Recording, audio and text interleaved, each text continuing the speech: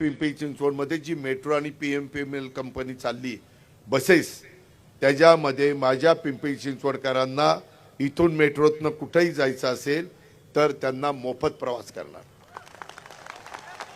पुणे पिंपरी चिंचवड पुरतं, पुणे पिंपरी चिंचवड दुसऱ्या मेट्रो नाही, ही आपली मेट्रो। नाही तर मुंबईला जाल मेट्रोत बसाल, दादा म्हणला फुकट, अरे तुझ्या ती तसलं नाही, तिथं पकडतील, नागपूरला पकडतील।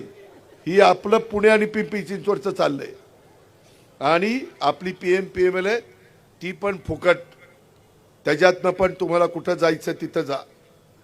त्या संदर्भामध्ये आमच्या समोरच्या पार्टीनं 75 वर्षाच्या पेक्षा जास्त वय होईल त्यांना फुकट। आता ज्याला जन्माला आलेला 75 वर्ष वाट बघायचं, कधी मी 75चं व्हायचो, कधी फुकट जायचो, कधी फुकट जायचो। आम्ही ते बंदच केलं, जन्माला आलं जा फुकट आणि शेवटपर्यंत फुकट जा, जोपर्यंत वर जात नाही तोपर्यंत फुकट। काय अडचण आहे? आणि मी हे करून दाखवणार आहे। मी शब्दाचा पक्का आहे। मी ज्यावेळेस विधानसभेच्या निवडणुकीला सांगितलं मी माझ्या लाडक्या बहिणींना मदत करणार, मी मदत केली आहे।